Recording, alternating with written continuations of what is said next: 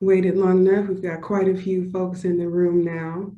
If we're okay with getting started, Mayor Mueller, love for you to give us an introduction of the overview on the vision of the Neighborhoods Consortium. I know we started this a while back, so when you were executive director, this was one of the first charges that you gave our team. So this night is really exciting for us, and I'm so happy to be here with all of you. Mayor Mueller, with that, I'll just give you the floor.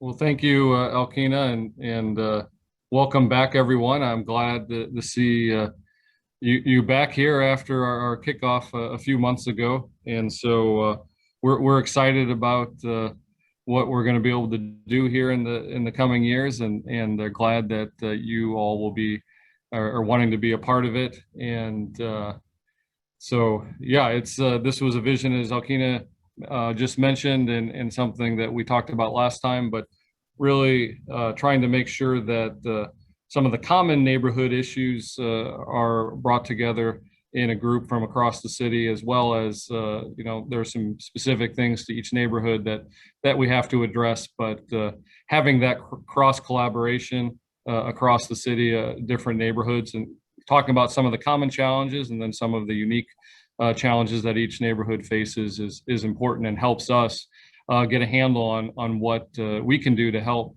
and make our neighborhoods move forward the way we want them to go. I do hope that this is the last virtual meeting that we have to have. We're feeling optimistic, not just with the weather warming up, but with vaccines rolling out at an even faster rate than we had thought about a couple months ago. And so we're hopeful that we'll get, you know, by June, July timeframe, we'll be back in business and able to meet in person again. So, you know, we do have to finish strong, wear our masks, continue the safety measures, and get people to take vaccines. You know, we had a supply shortage, more demand than supply, and we're probably going to enter into a demand shortage here in the coming weeks, where we have more supply than demand. So it's critical that we get as many people to take it as possible, so that we can put this pandemic behind us as quickly as possible. So we will be doing a lot of outreach efforts, and hope that we can count on you to help get the message out. If you haven't gotten the vaccine, it's important, and this is what we need to do to stay safe for yourself, as well as do your part to keep your community safe. So that's so hopefully that's moving forward, and we can get down to where we wanted to go. And in some ways, it feels like I'm starting fresh as mayor when we are able to break out, because one of the things that you want to do as mayor is talk to people and get out and about as much as possible, and that's something that just haven't been able to do as much of over the past year.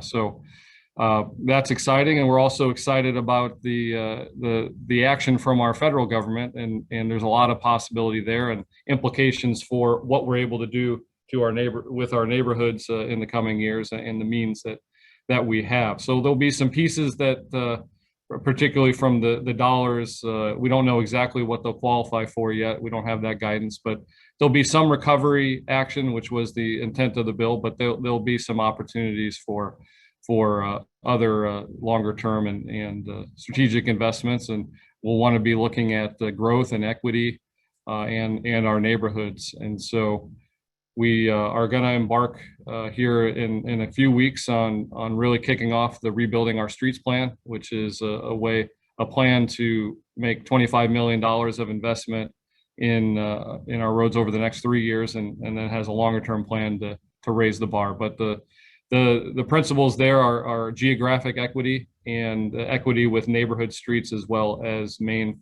arteries throughout the city. So that will get underway, and that's already funded before we knew that the federal government was looking at it's hard now, we're talking about trillions of dollars. So, you know, the trillions of dollars of infrastructure and trillions of dollars of the American Rescue Plan. So all signals point to, you know, more more opportunity for us as we go forward, and we want to take advantage of that, and that will be critical for us to have a good plan and good projects to move forward, because you know the worst thing is if there would be some competitive dollars too, and that we'll want to compete for, not just those that are allocated by formula, but those that we can compete for. So lots of exciting things, and we know housing is going to be a big issue that we've got to work on, and the market is just completely crazy for a lot of different reasons, but one being the price of timber shooting up pretty drastically.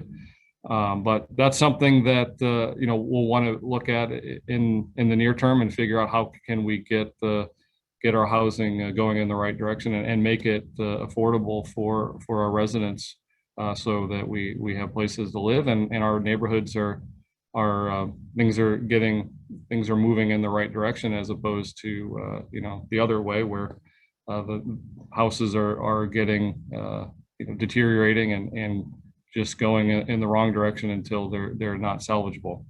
I apologize if it looks like it's about 90 degrees up here on the 14th floor of the city building, county city building, because whenever the weather turns warm, we can't figure out the HVAC system. So I don't think the air conditioner is working today. So it is about no joke about 90 degrees in here. So trying to get through that.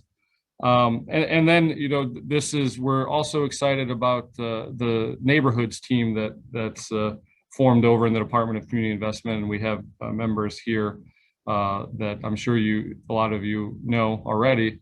But the team from our neighborhoods team and our economic empowerment and engagement teams, and the incremental development work that has been going on, and we look forward to expanding those efforts in the coming years as well. So all of these pieces are coming together, and we have a really exciting opportunity to transform our neighborhoods together in the next few years. And so glad that you came back from the last meeting, and look forward to seeing you soon. And just please, you know, share your ideas for how the city can be helpful, and how we can work together to really make this the community we all want it to be. So with that, I'll turn it back over to Alkina, and thank you again. Thank you, Mayor Mueller. I'm not in City Hall today, I'm in my kitchen, but I'm hot too because I'm just so excited. And I know all of you, especially the neighborhood leaders, feel that this has also been a long time coming.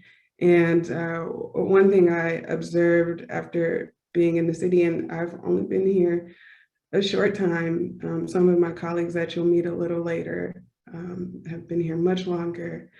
But one of the questions that always comes, whether it's from council or from the mayor, is what do the neighbors think?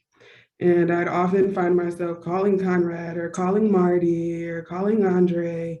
And we're really looking to centralize that voice and to make sure that it's inclusive and geographically across the city as well.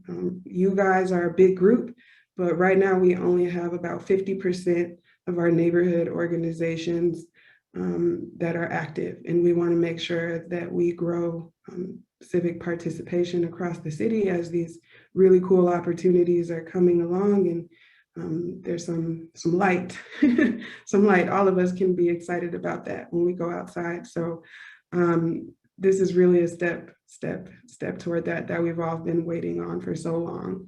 And our role as a city and as a team is really to just facilitate the process, introduce, bring resources along. Like tonight, I'm just connecting. After this, we hope that this forum becomes something that's ran by you guys. So you won't see city folks talking, you'll see neighbors talking and leading these meetings. Tonight, really, along with the surveys and listening sessions that we've had in the past, we're really just trying to set the structure to make sure that we get the organization right, so that we know when we ask, what do the neighbors think, that we've gotten it right. And we know when we have services and great programs that are coming out, that we're able to communicate that to the people that need it the most. And that's so many of the folks here. So just thank you again for being here. And I'll start with introducing our core group from the city. And I'll allow Santi, once I get to his introduction, to discuss some of the changes that have happened in our department that will support many of the exciting things that Mayor Mueller spoke to earlier.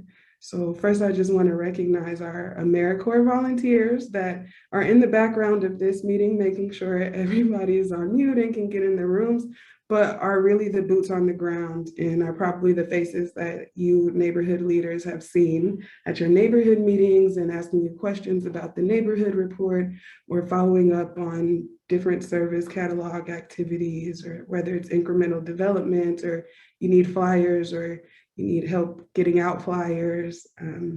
So like nothing moves in the squad without those guys. So super, super grateful to them. I'm also super excited to introduce, well, many of you know her by now, but she's the newest member of the Engagement and Economic Empowerment team, Dominique Edwards.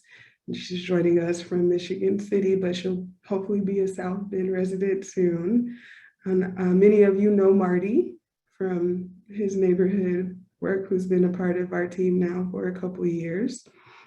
And Santi, if you're on, I think it's probably best for you to introduce some of the other leadership and the new roles and organization that will hopefully support us getting these services out that Marty will discuss later.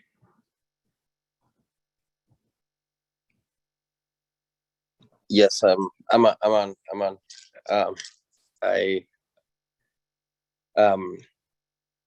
So I just following what Alkina and what the mayor mentioned. Can you hear me all right, Kina? Just double check. Okay. Again, we've been working really hard based on the vision that the mayor has and the comments that we've heard from the community around how is it that we can make changes to our operations to help deliver better results. Again, we know that our neighborhoods are places that need to be places of opportunity where the residents and the people that live and grow in these neighborhoods and experience life are better off because of their neighborhood. So Pam Meyer, who's the director of the neighborhoods team, is here with us, and I think that there's a couple of other folks, but again, we'll part of our vision and what we'll share with you with the service catalog, and in some sense, like we wanted to discuss with you is a starting point and precisely in the spirit of this group, and that we want you all to help us think and to advise us and to guide us in this work. One of the things that we've been working internally is how is it that some of these services that the neighborhood associations and the different community groups within the city can avail themselves. And I know that we're gonna go over that in a little bit, but how is it that we can think about it more comprehensively and look at as well across the services that we've been able to provide in code enforcement traditionally, or in the neighborhood development team as well, and try to work to get outcomes in a way that is more dignified and in a way that is more efficient as well, we believe, than the current way of approaching solving problems. So I just let the rest of the team go, and then I'd be happy to introducing themselves, and then I'm happy to elaborate further into how we're thinking about this. But Pam, I don't know if you want to introduce yourself, and trying to not bother people by going through the participant list. Sure. I'm very happy to say hello to everyone. Some of you I know, some names are new to me. I have been with the city for a number of years and worked on neighborhood issues that entire time. And I'm looking forward to working with this group and listening to what you can share with us about your ideas, and hopefully taking our new neighborhoods team, which is a a mixture of a variety of different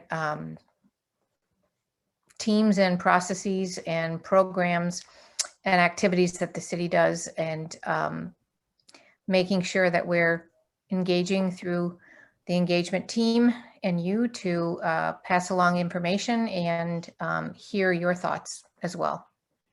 So thank you. Thank you, Pam. And if Marlena or Liz are on tonight, those are other folks who you might see consistently, but they're part of our core neighborhoods group from the city. So we hope you know those names. Go ahead, Pam. No, I was just gonna say, I don't think either of them are on tonight. Thank you. Mhm. With that, we can start learning who our neighbors are. Dominique, if you would like to introduce yourself. Well, I've introduced you, but now they can hear you. Hi, everyone. Can you hear me okay? Yes, ma'am. Yes, good evening, everyone. My name is Dominique Edwards, and I'm the new engagement specialist with the city. I believe I've probably introduced myself before, especially with our initial conversation, but I'm going to go ahead and kick us off this evening and introduce some of our neighbors and the folks that are in the room. So tonight, we're going to go ahead and go through some of the representatives for each neighborhood. So with each representative, we hope that you will share one unique fact with us in regards to your neighborhood and one thing that you hope to learn from the neighborhood consortium. So let's go ahead and get started. Is someone from the East Bank Business Association here with us this evening? Yeah, that'd be me, Eric Johnson. Okay, Mr. Johnson, well, you're first. All right. So we are the East Bank Business Association. We're actually quite new.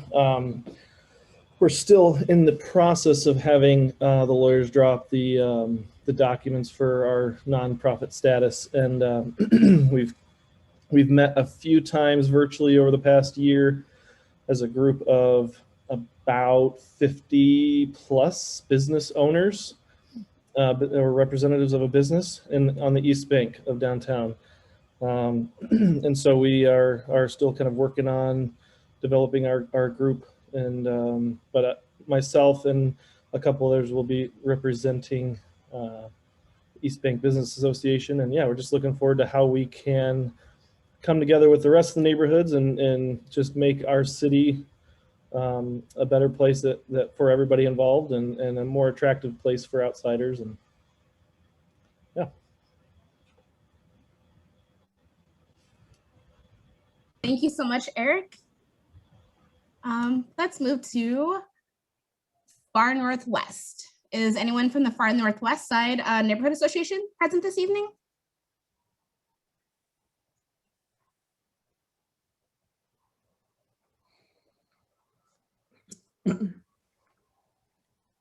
Okay, moving forward, what about Howard Park?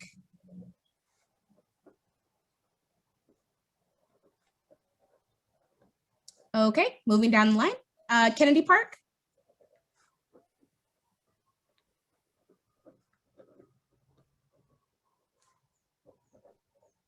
Lincoln Bendix. Yes, my name is Valle Sylvester, and I am the leading coordinator for the Lincoln Bendix Park Neighborhood Association. We are a small but fledgling, continuously struggling, trying to move forward group of citizens in this here community. Our organization, our neighborhood association, previously was known as Lincoln Way Gateway, and it stretched all the way to the airport on the opposite side of Bendix Drive, but now it's more constrained. One of the unique things about our area is that though Kennedy Park rests on our side of Olive Street, and we like to tell people that. And one thing that we do have that's notable is we have a core group of individuals who are committed. Though we're small, we are committed to being present, having a voice in city, quality of life. And to that end, we'll continue to move forward and embrace everything that you all could benefit, that we could benefit from you all and what we can give to this community and to this city as a whole. Thank you. Thank you so much, Mr. Sylvester. Next, Miami Village.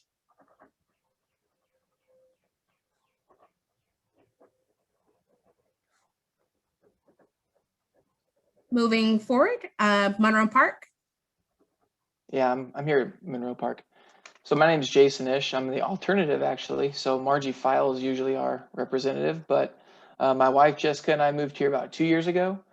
Monroe Park neighborhood is located right west of the South Bend on the river. So right there by downtown, by the old, new post office. Let's see, our president is Mike Coman, a really good guy. We've got just a really interesting neighborhood here, very old and historic houses, number of homeowners, number of rental properties, and then a big kind of rental community. But I don't really have a fun fact about our neighborhood necessarily, but like was mentioned there just previously, we're a pretty passionate group of people. Even tonight we had a buyback night from Barnaby's Pizza, so we've been kind of trying to raise some money for some minor repairs and things. But yeah, we've got a pretty cool community going here, and as a member now for the last 2 years, my wife and I just love it here. So happy to be on. Thank you so much, Jason. Next, near Northwest. Hi there. Near Northwest. Hi. This is Donnie Rogers with Near Northwest. We're a pretty active neighborhood organization. We're home to the museum district and a lot of wonderful old historic homes and a bunch of rental properties and wonderful, beautiful brick streets.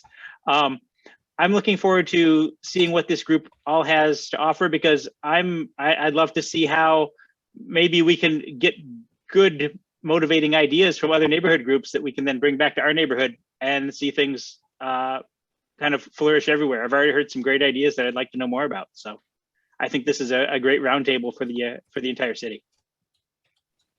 Thank you, Donnie. Near West Side Neighborhood Organization, and if we could just go ahead and hit Andre. Sorry, we got a lot of close neighborhood names. Oh, I'm sorry. Well, I misspoke. I apologize. that's all right. You're okay. You were up next. This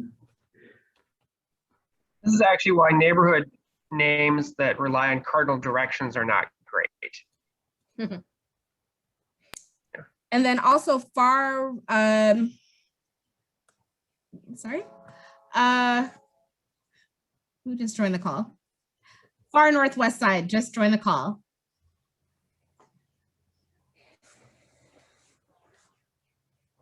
Linda, could you introduce yourself and say something unique about your neighborhood, as well as something you're excited for with the Neighborhoods Consortium?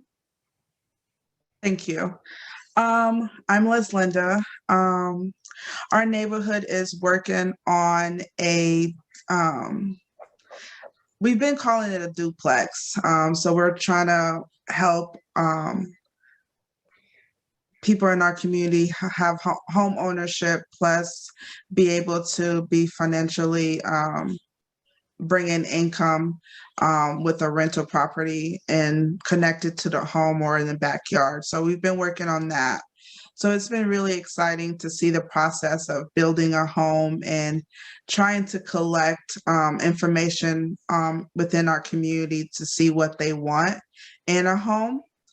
And so that's really exciting. And we're looking forward to hopefully starting back our meetings with other people in the community.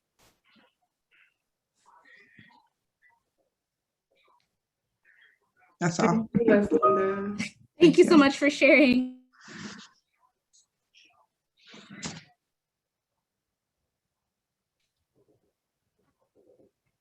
My apologies, I was muted. And now near Northwest, Mr. Northern.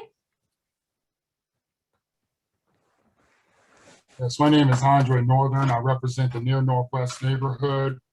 So we are a community development corporation in the Near Northwest neighborhood, South Bend, Indiana, just on the border of downtown on the north side of Lincoln Way. Portage Avenue splits our neighborhood in half. So what I'm actually hoping that we can get out of this union of neighborhoods is better communication and ideas. Most definitely, we could trade knowledge in ways that improve our neighborhood, but also the city overall.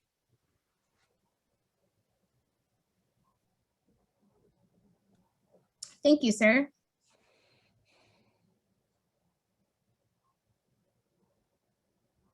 River Park Business Association. Hi, I'm Fred Greiner, president of the Business Association River Park. We have two active associations, neighborhood and business. And I have a terrible problem with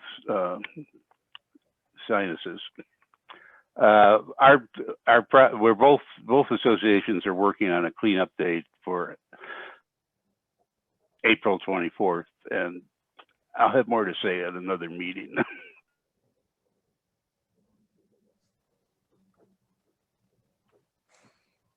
No worries. We hope that you feel better. Now the River Park Neighborhood Association.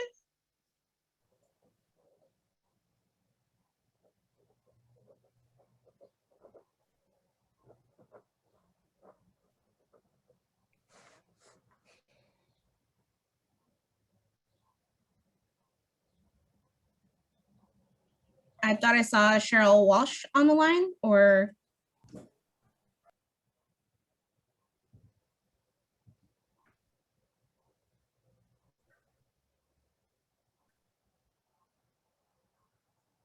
okay, what about Rum Village? Hi, can you guys hear me? Yes, ma'am. Thank you. Because my PC speakers don't work too well, so I'm dialed in, so that's the number that you see. But I'm visually on here. I'll just say this little itty bitty person up in the corner. I won't take up the screen. My first thing is for Mayor Mueller. As a woman over 50, and that's all I'm going to say about it, you can get these little fans that plug right into your computer so that you take and help with that 90-degree heat up there. Just telling you. I was born and raised on the west side of South Bend, but I've lived in the Rum Village area for over 30 years now. I think the one thing that's really unique about our area is we are a complete mixture of everything. So we've got schools, we've got businesses, we've got homes, we've got rental homes, we've got churches, we've got the military. My street alone, just from Ewing to Indiana, has a bar. It has 2 in-home daycares. It has the military. It has a funeral home. It has a grocery store. It has an apartment for the chronically homeless. So, I mean, our neighborhoods are just full of everything. It's not just house-lined streets. I would like to get more people involved with our neighborhood association, because Patty and Mr. Shelton, God love them, they've done wonders of just keeping it afloat, but having only 3 or 4 people out of the size that we are. I think when I tried to look at one of the city maps, our area encompasses like 3,000 people. When you only have 3 or 4 show up at a meeting, it's hard. So I'm working really hard to try and get more people in and get them involved so that choices that we make with this group or with monies coming in and things that are happening aren't just things that affect me, because that's the only thing that I can, come to you about and talk about are what I know. And if you don't tell me, then I can only go by what affects me. And I don't want to do that and try and get more people involved. So that's my biggest thing that I hope to be able to do with the help of everyone in this group.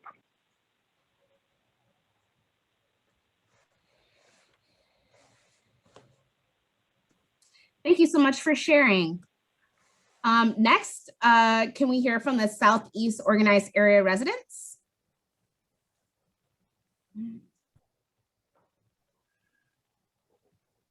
Hello, my name is Fred Teague.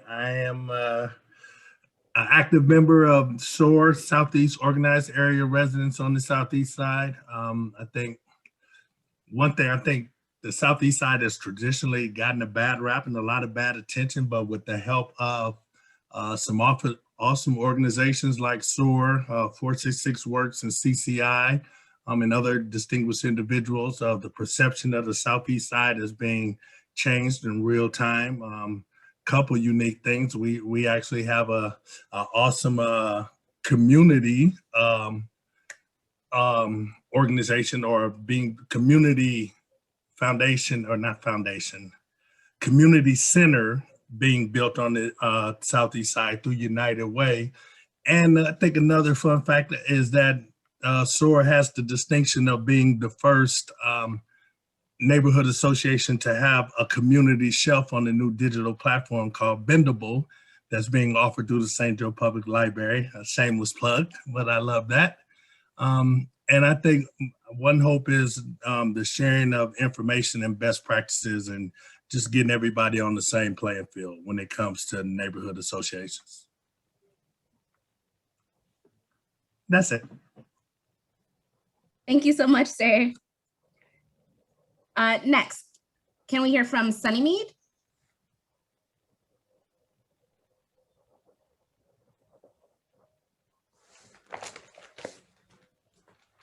Okay. What about 466 Works? Hello, can you hear me? Yes, ma'am. My name is Charlotte Pfeiffer, and 466 Works is a neighborhood development corporation that is located within the SOAR, the Southeast Side neighborhood. And our boundaries are Michigan, Sample, Ewing, and Miami. So that's a large area. So what we've done is we've cut it into quadrants, and we've started working on the northwest quadrant. We have built 5 houses. By the end of this summer, we will have built 7. We're going to build 5 more. So by the end of 2021, we will have built 11 houses just between last year and this year, which makes a total of 13 new houses that we've built. We're really excited about this. What's most exciting about what 466 Works has done is we didn't do anything to the community, we did it with the community. And it came out of a church that's located in the Southeast Side, but we took it out of the church. It's got nothing to do with the church at this point. All are welcome. Some unique things about what 466 Works is doing in that Southeast Side neighborhood, to add to what Fred Teague said, we have, kind of like what the Rum Village representative said, we have service providers, a lot of service providers for the homeless. We have Ivy Tech College. We've got Riley High School. We have the headquarters for the South Bend Fire Department. It's an old neighborhood. It's a beautiful neighborhood. And a lot of people who were born and raised 50, 60, 70 years still live in that neighborhood. It also has a lot of surrounded by business districts. And I think that's fabulous. It really it can remind you of a Chicago, of a Detroit, of an Indianapolis, yet nestled in a small Midwest community. And so everyone is working together. We've so far only built new houses, but we are looking toward doing some housing repair and revitalizing some of those beautiful older homes.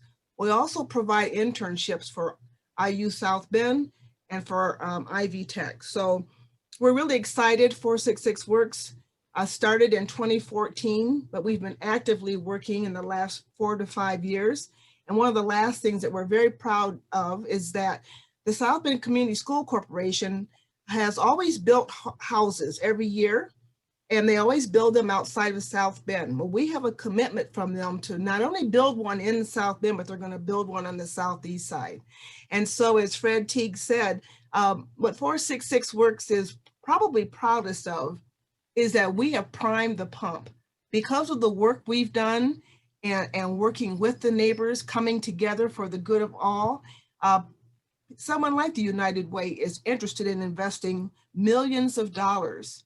And we're going to have a neighborhood center, but we're also going to have a community, a child development center, not child care, a child development center. And that is where people who work in childcare can get their certification and education, and the children that come to our center will have skills like reading and math and socialization. So this is my first time joining this group. I know a lot of you, and I'm very pleased, excited, and honored to be part of you. Thank you so much for sharing. Next, can we hear from the Northeast Neighborhood Revitalization Organization?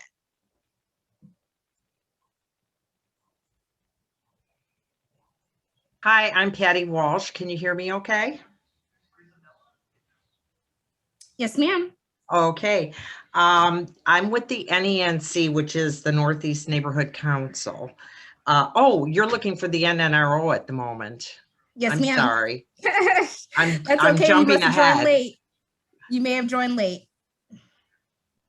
But is the NNRO present? Because I don't want to jump ahead of them. I don't believe so. So go ahead, Miss Patty. Okay, so I'll talk. I'm with the NENC, and we, I believe, are one of the oldest, if not the oldest, established neighborhood organization. I think we've been continually meeting since 1968. We're very fortunate to have a strong membership. We meet regularly, monthly. And even during the pandemic, we've managed to pull together a quorum at every meeting. So, you know, we feel like we're remaining strong, and we'll be able to really jump into things once we can meet in person, which I'm pretty sure will be very soon. One of the things we're very proud of is our food pantry. We have a wonderful team operating the food pantry, and it has really thrived during the pandemic. And normally we serve residents of the 46617 zip. And we also will provide emergency services to people outside of our zip code. But we have opened our services up to anyone, anywhere who needs help. And we've been able to serve everybody who comes to us with good, healthy food.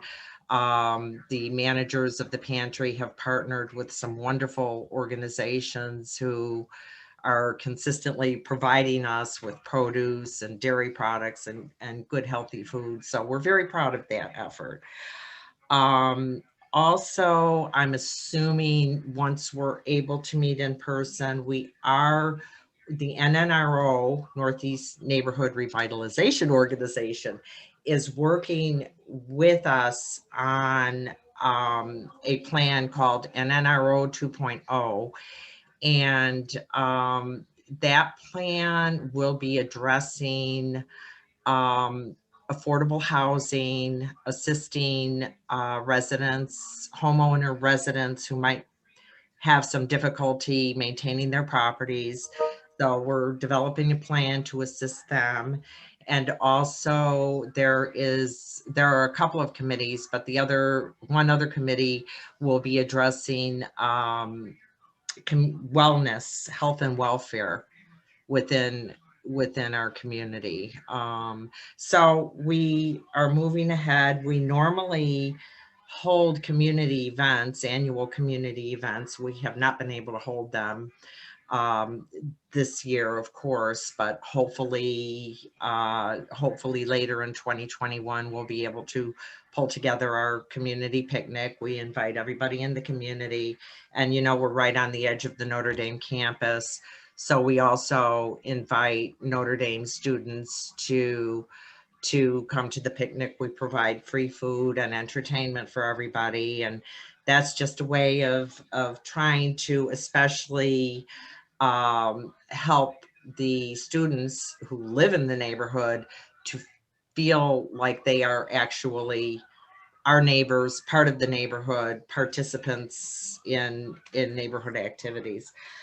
So that's about it. I'm looking forward. We're looking forward to meeting with everybody else and learning about all of the things that are happening in our surrounding communities. We're all in the same city, and I'm looking forward to all of us being able to work together on some things. So thank you. Thank you so much for sharing.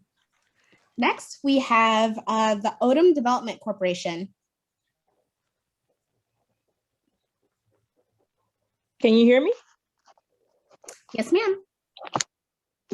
My name is Stacy Odom, and I'm the CEO of Odom Community Developers.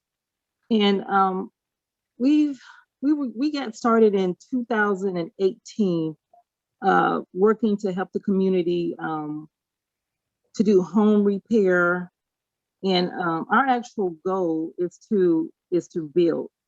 So I sort of feel like a baby Charlotte Pfeiffer, because I'm like engaging in all of the things that she's actually already doing, but striving to get there as a group ourselves. So, but one of the things that we're proud of is that we have done yard work and home repairs over the last, since 2018. And so we're looking forward to getting more grant money because we're close to building our first two homes in LaSalle Park. And just getting a lot of ideas and incentives from other organizations and the things that other people are doing, because I think we all strive so well together. The more we work together, the more ideas we get. I just think that's fabulous. And it makes you so much more aggressive. And so I just love that this group is getting together. It's something that I've been wanting to do since 2018 with the mayor. So I'm really looking forward to it so that we can all get our ideas out there, get support from the mayor, the city, the community. And one other thing that we're also very proud of is that we too did it with the community. We actually surveyed our neighborhood door to door, each and every house. We were able to knock on and do a survey for the city of South Bend, so that the things that we are doing, we know it's not just our ideals, it's the whole neighborhood's ideal, it's the community's ideal. So we're very proud of that, and just looking forward to do many marvelous things this year and every year going forward. That's it. Thank you so much, Ms. Odom. And then next we have the South Bend Heritage Foundation. Hi, everybody. My name is Marco Mariani. I'm Executive Director at South Bend Heritage Foundation. We're a long-standing community development corporation in South Bend. Wide variety of activities that we do, from housing development to community building and engagement to property management. We're a partner with the Near Northwest neighborhood, help them get established. We also do a lot of work with the NNRO. We help rebuilding together as well with owner-occupied rehab. And I think I mentioned we do property management as well. So we have a portfolio of rental housing and single-family home ownership that we develop, as well as large multifamily housing developments as well. Of late, many of you might know us from just our efforts in permanent supportive housing to help house and provide services for people experiencing homelessness. So we're really moving forward with that as a citywide priority. We're located on Lincoln Way West, and we've been really, I think, a longstanding community partner, a resource, a collaborator. We've helped facilitate a wide variety of efforts around our community, and that's really what we intend to continue to do. And our board is focused on that, and we're excited to be part of this effort. I'm excited to be here tonight. I live in sort of the Miami Village, Twickenham Hills, Ridgedale area near the Tut Library branch. And I'd say that our neighborhood is unique in that it's near Miami Village and some other resources. And it's really a mixed neighborhood in terms of housing types and styles. the ages of housing. We're in the development phases of getting organized here. There's sort of an internal neighborhood listserv that we're all using, but we really don't have any leadership at this point that I'm aware of. So I think that that's something that hopefully the neighborhoods team can help us grow here in this area. I know that from a South Bend Heritage perspective, we're excited to get started on a few neighborhood plans that I know the city is initiating in the Northeast neighborhood, near West Side, Rum Village, and Kennedy Park. South Bend Heritage is involved in all those areas, and we look forward to being part of all that work. So thanks, everybody. Thank you so much, Mr. Mariani. Lastly, did we hear from everybody? Did we miss anyone?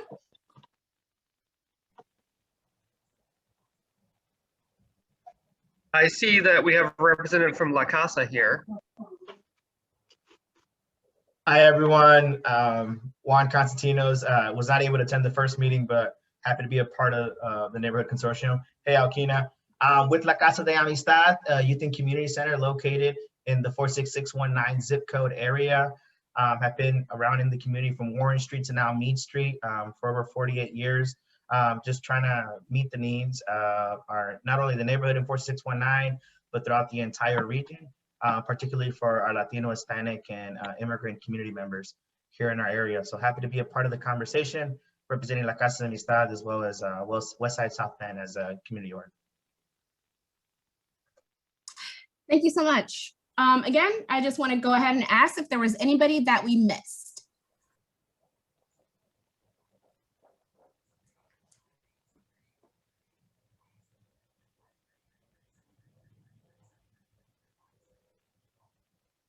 Okay, moving forward, just want to go ahead and go to the next part of our agenda in regards to topics for future meetings.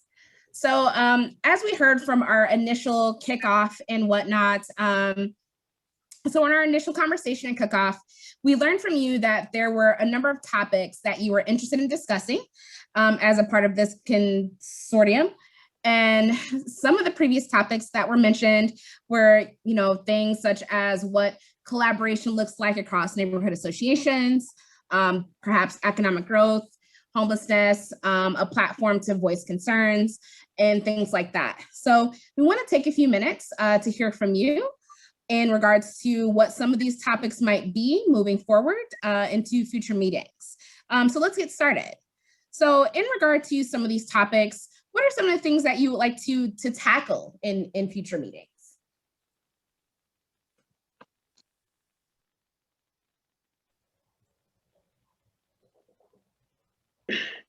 I can take a stab at it.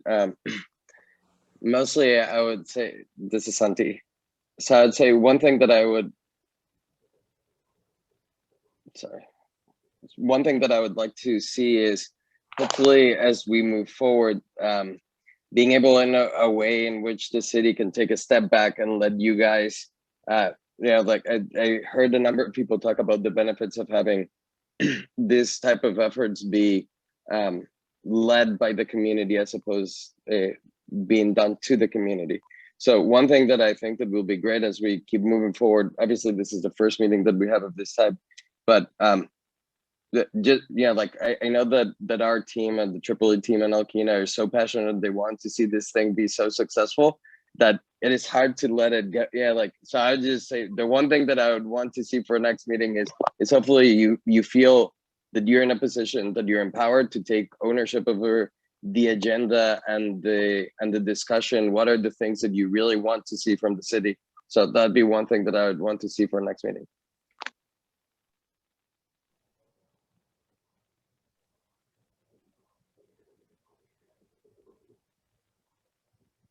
Thanks for that, Santi.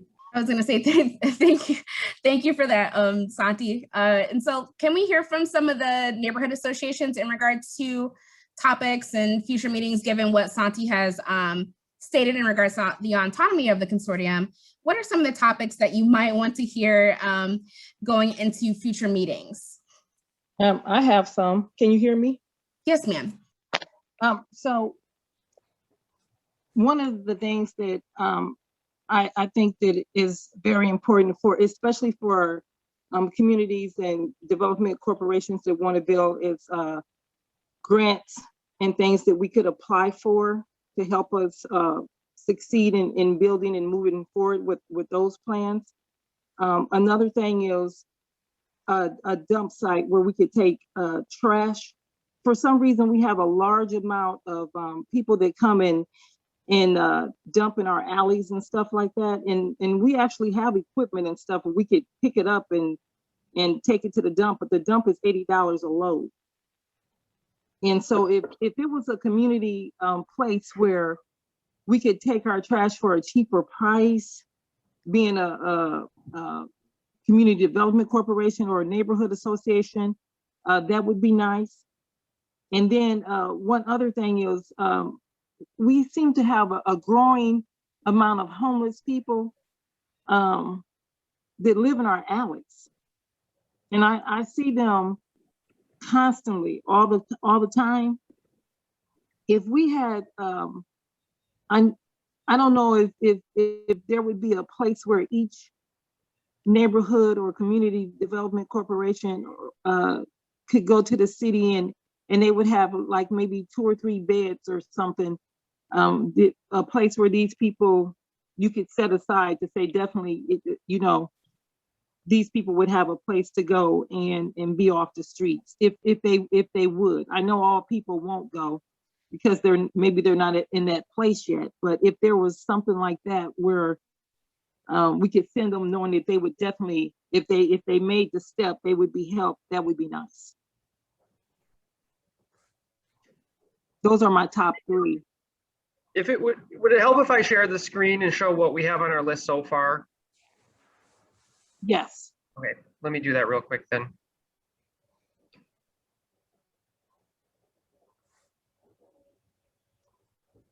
I think that should be visible now. So these are the 8 items that Dominique referenced that we sort of identified from our listening session and the survey that was done after the listening session.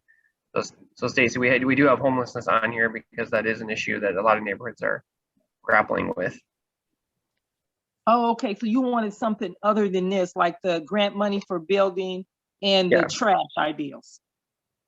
Is that what you're saying? Yeah, I just thought it would be useful to see what we already have on the list that we've heard from you, and then certainly adding to that. So, like for example, what you're saying about the grant money, I can do that right now. Yeah, excuse me. This is quicker. Go ahead. I was just going to say, I like everything that's listed here. This is the first meeting I've attended, so I wasn't part of the beginning of it. But once again, it's getting the neighborhood involved. So sidewalks, I complain about my sidewalk that I have to walk every day in order to get that fixed, and that's gone through. But I need to find a way to get other people involved so that it's not just things that affect me. So, but I like that list a lot. Thank you, Marty. I wonder if I could follow up about, oh, I'm sorry, Baye. Okay, I'll be real quick, Charlotte. Go ahead. There's 2 things. I see where you say grants for improvements, but I think that we need to do a reassessment or audit, the community usage of monies allocated, because we have monies for facades and different things that certain communities where there may be a low count of businesses in the area and these pots of money are going unused. And if we was to canvass the community or reassess that, we may find out from the community that money could be better used in that particular area for something that they think would benefit them, as opposed to just sitting there. And that's one thing. And the other thing that I think that I hope that we get to talk about is that we take a look at how our code officers are being used. If there are certain particular areas in the city or certain neighborhood associations that have a real bad problem with code enforcement, then maybe we can have a saturation, have these officers pull from areas where it's not really problematic and go into areas and enforce code for the benefit of those residents there. Thank you.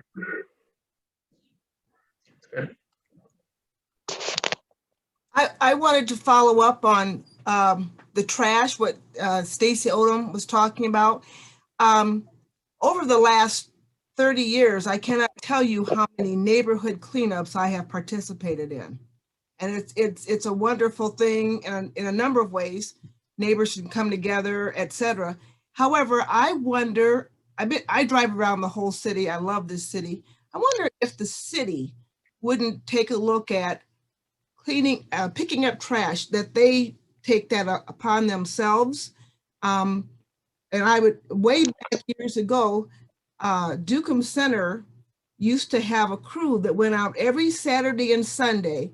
The city code enforcement gave us one of their members, one of their staff members that they paid overtime or extra. He supervised a crew of people who were on community service. So these people on community service have to do community service. And we used to keep the streets, the neighborhoods cleaned up.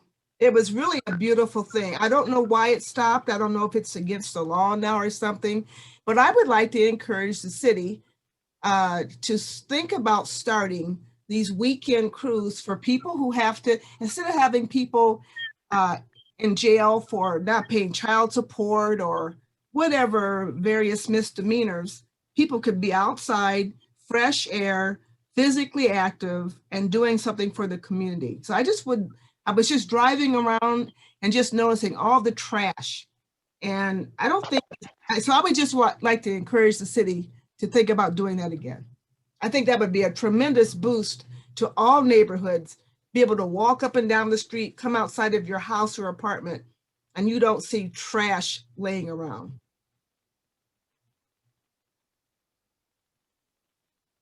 I have something to say regarding the trash. I would like to see the people that pick up trash be a little bit more thoughtful on how they pick it up and how they just throw it in the dumpster.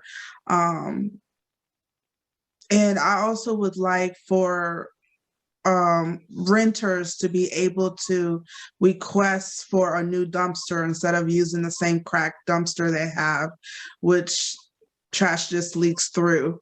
Because renters are not allowed to request for trash cans, which they live in the neighborhood, but they pay rent, but they can't request for a new trash can. And not every landlord cares to take the time to wait on the phone for 30, 40 minutes for something they're not directly affected by.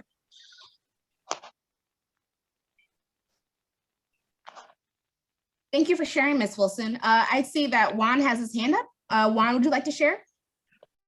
Yeah, just to follow up, thank you, on some of the points being made by the last three folks. I think of all the things, maybe beautification in the city and within our neighborhoods, whether that's trees, flowers, public art for a mural on a building, or other forms of public art like the chair in the NNN, the birthday chair.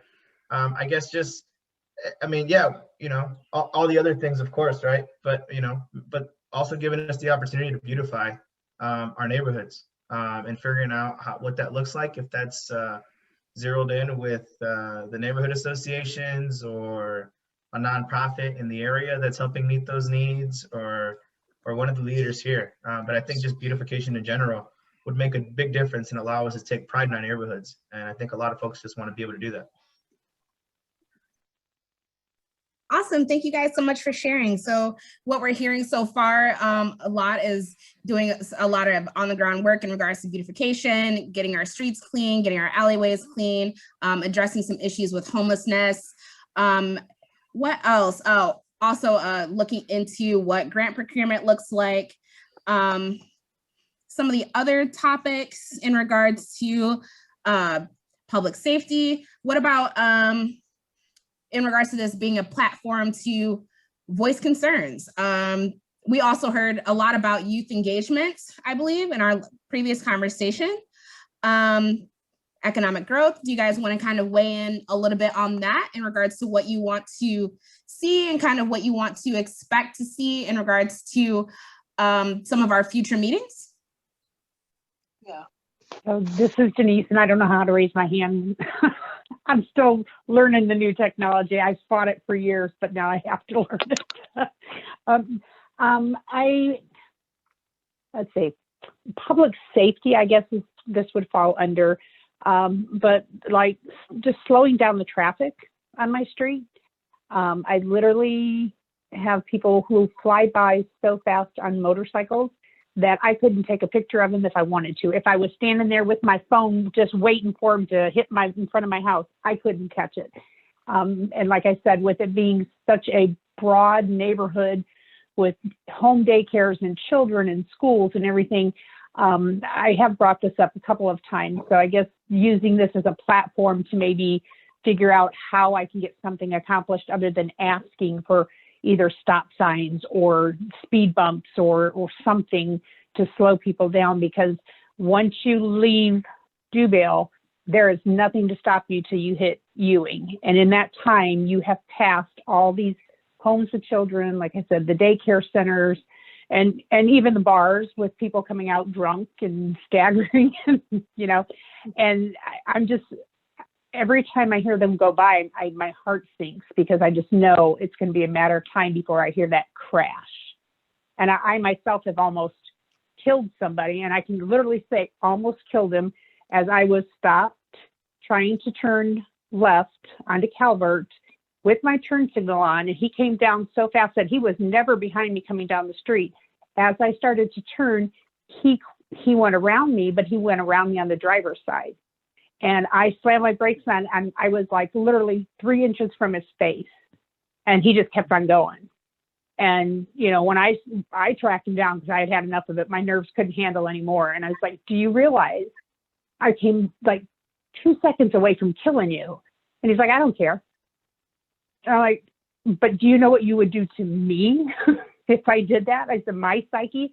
He's like, it wouldn't matter. I'd be dead. So it wouldn't matter. And it's like, you know, when they've got attitudes like that, and I'm not saying everybody does, but this seems to be like the drag strip up and down through here. So having this kind of a forum where we can bring things like that up is, I think, great, and maybe hopefully get something done about it. And it is not just motorcycles, it is cars too. I've seen cars literally drag strip down the street, down both sides, and you just hope nobody turns off of Ewing onto the street. Thank you. I have a question. I think if when it comes to grants and things like that, if we could be very specific about what kind of grants and things are available, like if we had them before we got to the meeting, so that each organization could go through it or whatever, and then once we get to the meeting, if we have questions, that we could ask questions about it, so that we know what's actually on the table. Like, I don't think most people know exactly what grants are available to CDCs or neighborhood associations, or, you know, so if we had a list of things like that that we're interested in, so that we could review it. And then when we have our meeting, we could ask questions about it and go from there, or call in the meantime and be prepared with questions with our next meeting. That would be great. Yeah, and I'm sorry, this is Denise again. I'll raise my hand like this for those that can see my little picture. I just like Marco was talking about, he's working with the city in like Kennedy Park area, Rum Village area. Being from Rum Village area, I don't know what you're doing. So it would be nice to know what the city is working with the Heritage Foundation on within the neighborhood itself. That information would be good to know.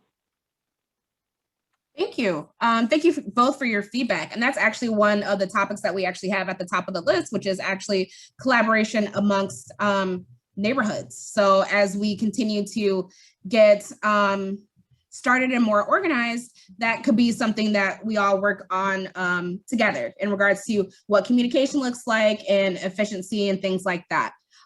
So we have Andre, who has his hand up, and then we have Ms. Wilson. Well, one thing in particular I think needs to be addressed, and I guess this could fall under public safety or could fall under youth engagement, but I just had a conversation today with my councilman, and that's Kenneth Lee. We're talking about youth violence, and we're really trying to figure out what exactly we could do about these young people and the gun violence.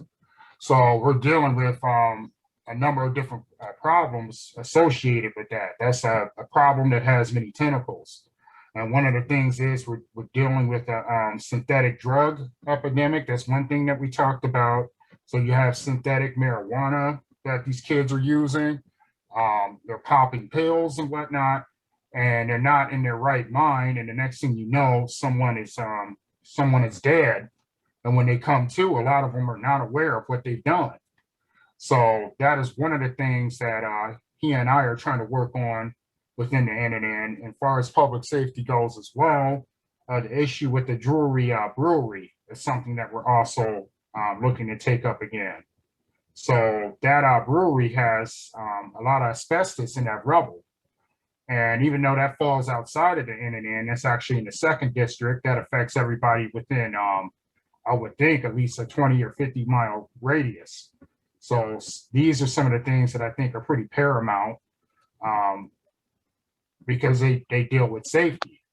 You know, Maslow's hierarchy of needs, the whole nine. Like, you know, the first thing we need is to feel secure and safe. So these are topics I definitely think we need to address. We also have a problem with lead in the NNN. And I know that goes beyond the NNN because there are a lot of neighborhoods in this city that have turn of the century houses. So those houses more than likely will have lead. But as far as the NNN is concerned, if you know some of the effects of lead on young people and children, it directly affects their cognition and their ability to learn. And we have 2 schools within the NNN that have a problem with the children and their test scores. There is a direct correlation, I believe, with the amount of lead that the NNN has and those test scores for those children. So these are very serious issues I think we need to bring to the forefront. Thank you so much for sharing that, Mr. Northern.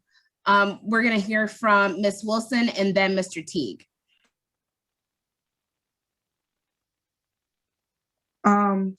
I was thinking for us to be a little bit more connected, maybe we should start a private Facebook page where we can post and share information, ask questions, so that we can communicate throughout the week. That's just an idea. And the other thing I'm concerned about is neighbors parking on the sidewalks. You can't ride your bike on the sidewalk. You can't walk your dog on the sidewalk. You got to be on the street, which for me, I think that's a safety issue. And it also damages the grass that you're parking on. So I don't know if that's important, but it's not, my neighborhood is not friendly to walk in. So that was it. Thank you so much for sharing, Ms. Wilson. Now we're going to hear from Mr. Teague, and then we're going to hear from Mr. Mariani. Yes.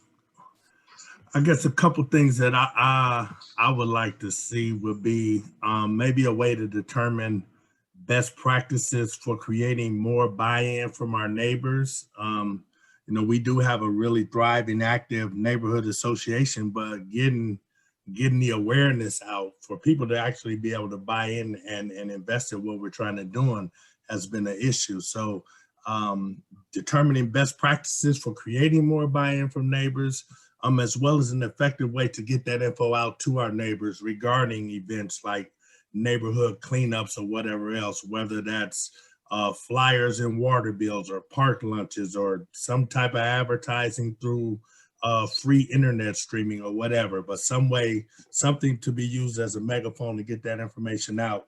And then also, I think it be nice if there was like some co-sponsored city neighborhood association of events focused on neighborhood community engagement, complete with materials that are directly related to neighborhood association awareness and engagement. So those would be a couple things that I would like to see that I think could be helpful. Thank you, Mr. T. Now we will hear from Mr. Mariani. Yeah, just to follow up for me, I'm not sure who raised the point earlier about the neighborhood planning efforts that I mentioned earlier. Nothing has started. I'm just aware of those efforts. Maybe Marty or someone from the city could talk about that. I think that these have been efforts that have been in the pipeline for maybe 1 or 2 years, but COVID slowed it down. So I think the city's just planning to get started on that. So that's what I was referring to. I can address that point, Marco, if you want. Yeah, I think this year, again, the focus for this year for the planning team has been developing 4 neighborhood association. These are neighborhood plans that help define projects and priorities. They're really helpful for organizations that are trying to apply for tax credits and for other projects like this. Not that, again, there's no specific project behind the plans. They're just a way of encapsulating the desires of the neighborhood and setting a direction for them. But we're working on a plan for the near west side, another one for Rum Village, another one for Kennedy Park, and a 4th one for the northeast area. There's other areas that already have neighborhood plans. I think that we made, there's a neighborhood plan for the southeast neighborhood that is dated a couple of years ago.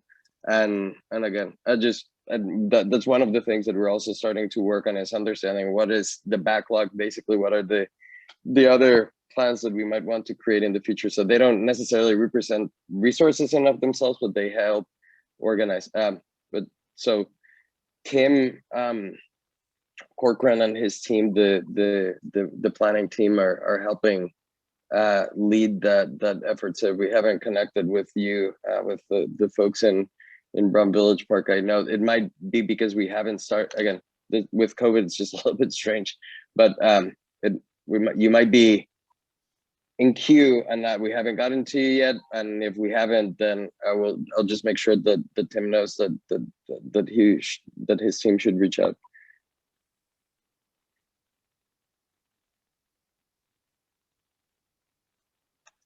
Thank you. Thank you everyone so much for your feedback. Was there anything else that we may have missed, or if anybody wanted to add anything else before we move to our next agenda item?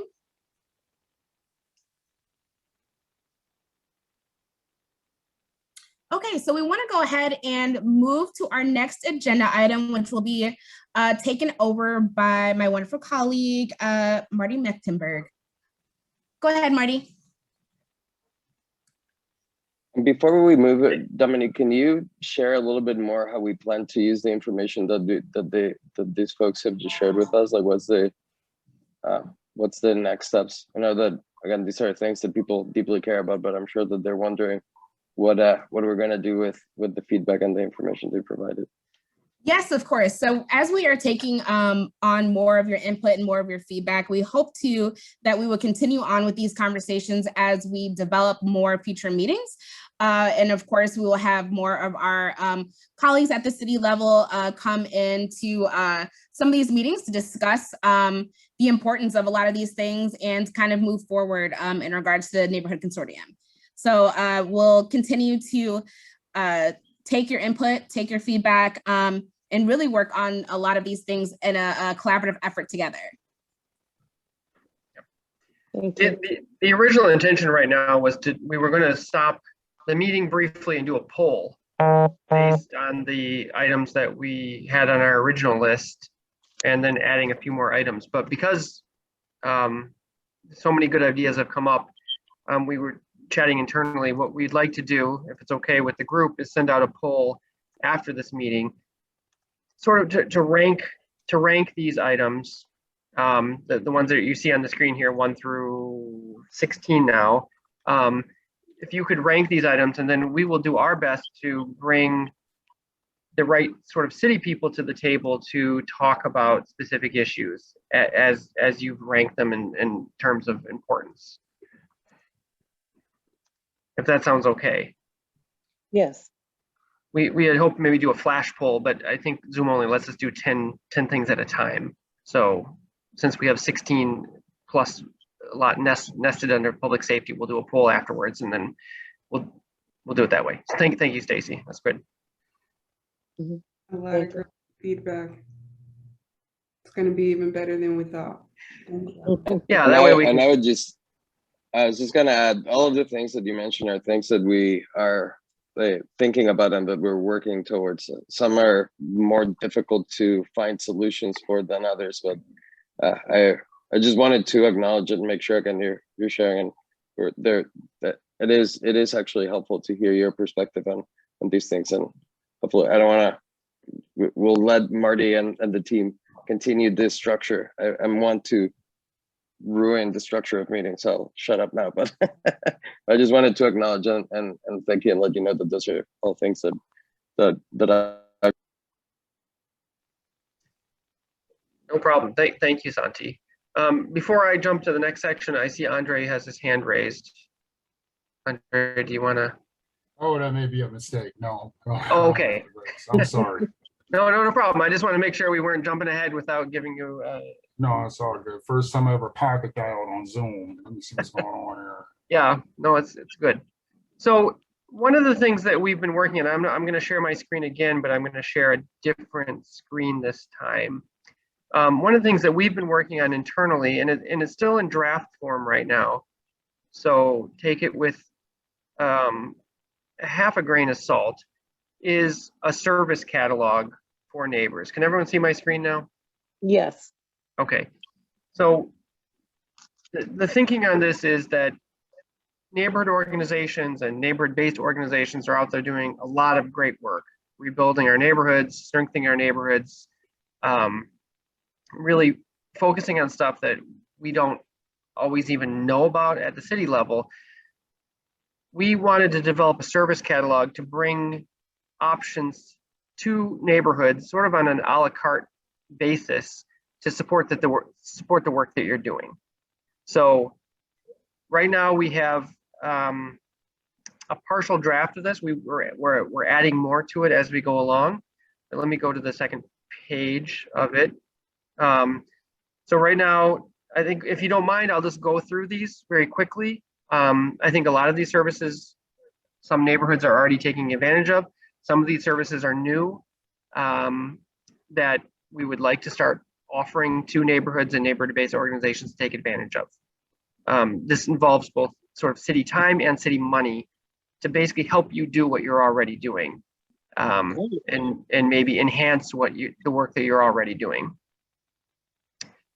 So you can see here from the table of contents, and again, we'll go through these one by one, but eventually we're thinking of a catalog of maybe at least 20 services that neighborhood organizations could partake of, depending on where they are in their growth and where they are in their needs and desires for the work that they're doing in their neighborhoods. So this one, the digital, we were calling digital neighborhoods, a lot of neighborhoods have already been able to take advantage of. You know, obviously when COVID struck, a lot of us were not used to, I think as Denise maybe mentioned, we weren't used to doing virtual meetings. And there was a transition period. One of the things that we've been able to offer to neighborhood organizations is a subscription to virtual meeting software. So it's been relatively successful. We'd like to continue that into the future. So a neighborhood organization that wants a Zoom subscription or a Google Meet or a Microsoft Teams subscription, whatever it might be, we would like to support neighborhoods by providing them both with the financial backing for that and also, if needed, sort of technical training on how to meet virtually.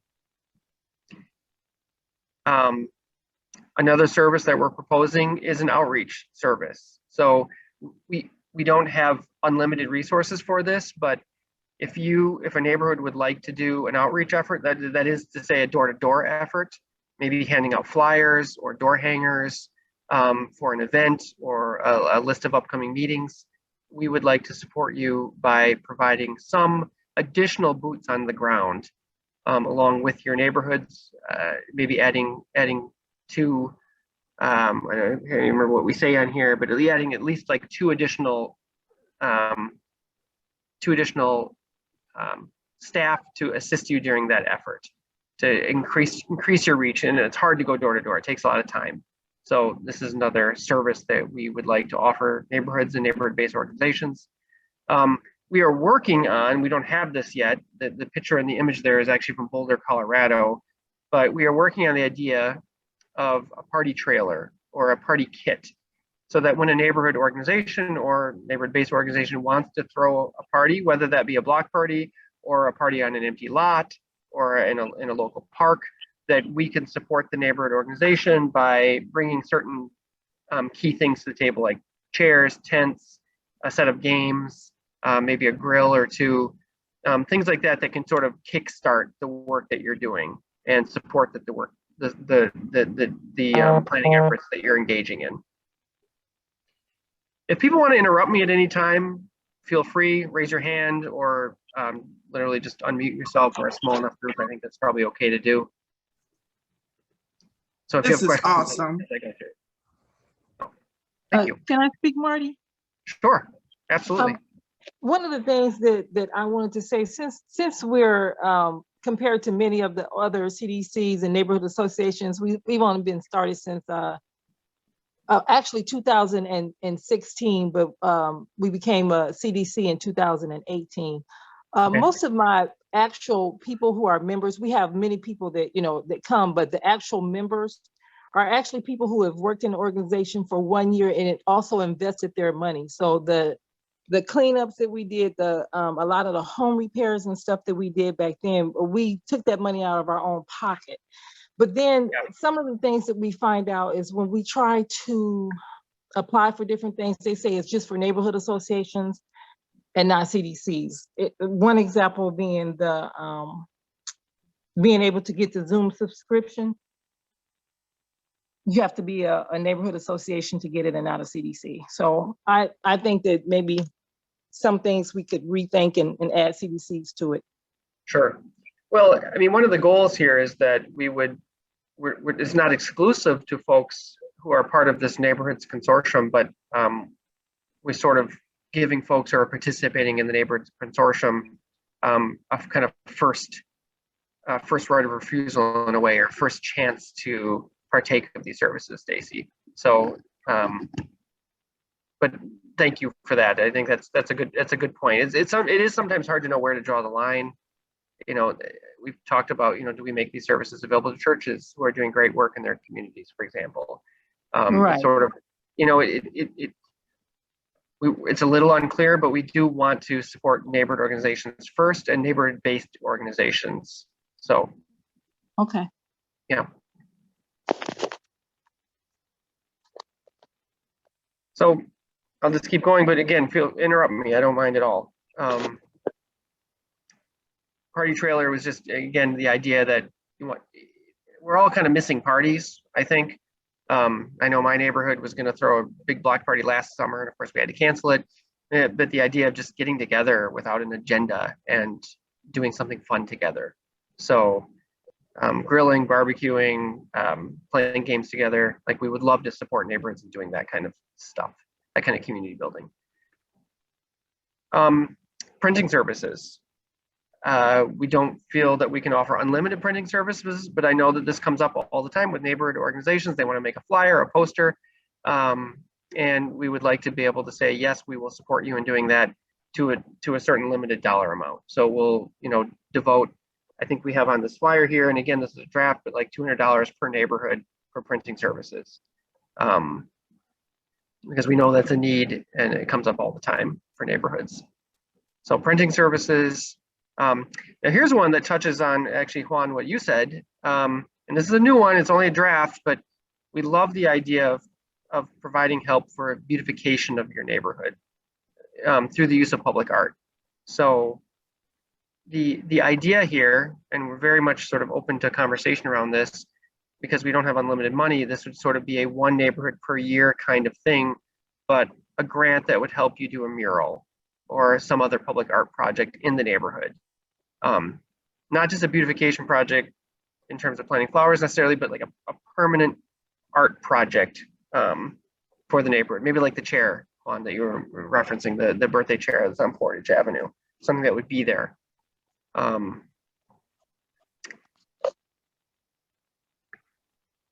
Social media services. This is another place that we know a lot of neighborhood organizations have Facebook pages, but sometimes things get messed up. Sometimes there's some sort of confusion about running them or managing them or setting them up. And so we would like to provide at least some guidance in terms of social media, probably primarily Facebook, but even something as simple as setting up a neighborhood email address and having your leadership know that email address and be able to use that email address for official communications, potentially Instagram and other social media platforms as well.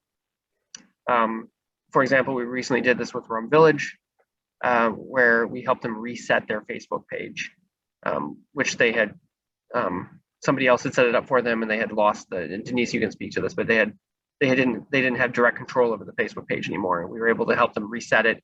And now they've got a page that they fully control and can manage.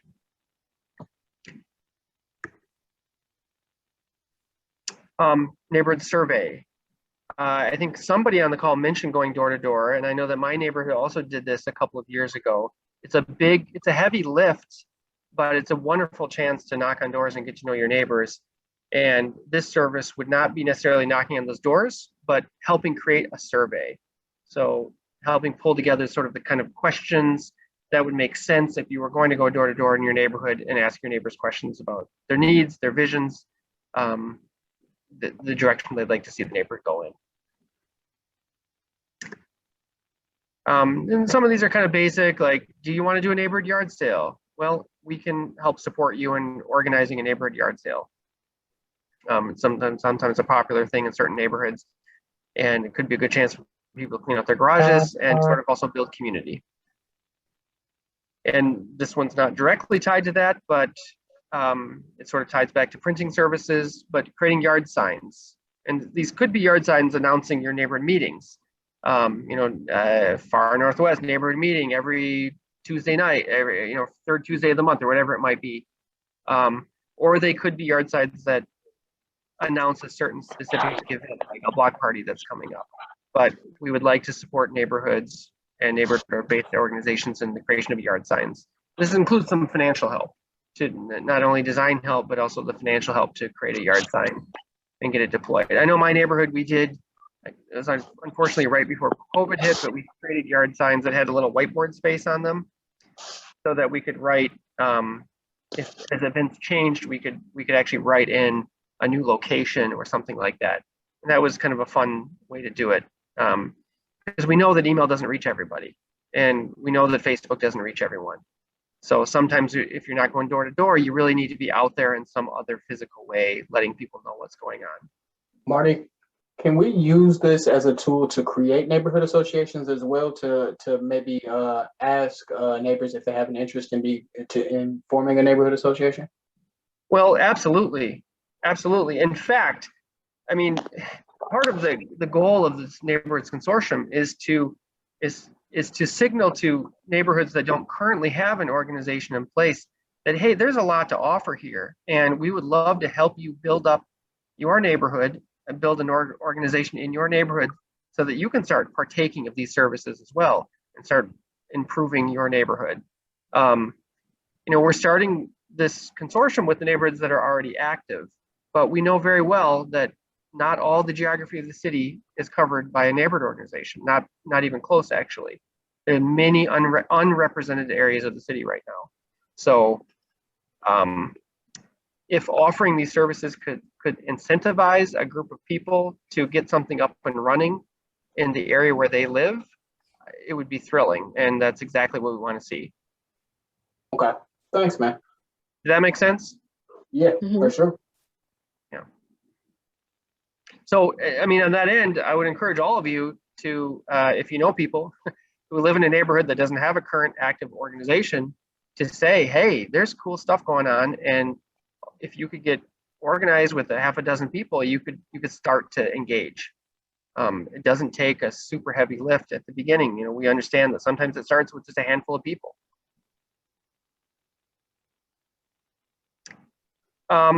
These last couple of services are not, well, they're not run directly by DCI, I would say, but they are services that the city or other partner organizations provide that impact neighborhoods.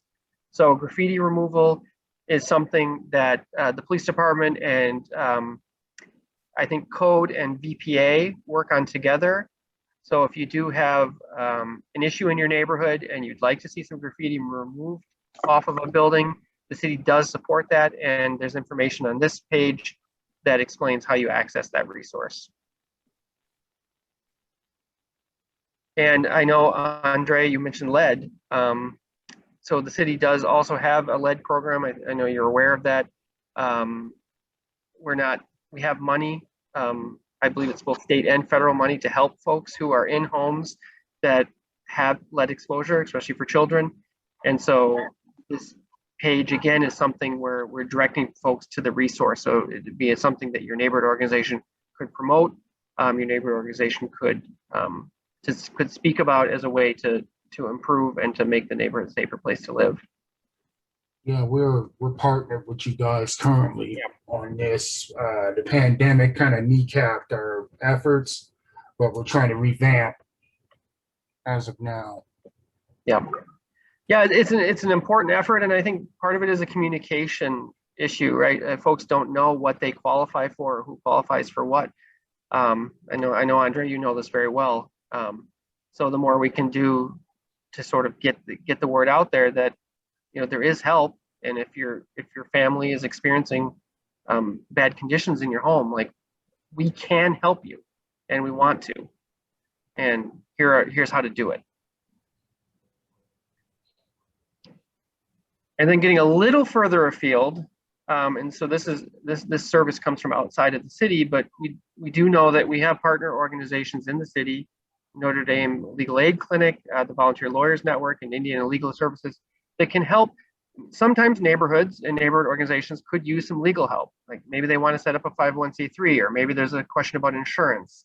And so what we can do is help make the introduction to the folks who provide these services to help answer some of those questions. Or maybe you have a neighbor who's facing eviction, and you're worried about them, and you want to know, like, is this eviction legal or not? It's that kind of thing. Civil law, not criminal law, but civil law, that we can help make the introductions to the folks who might be able to help.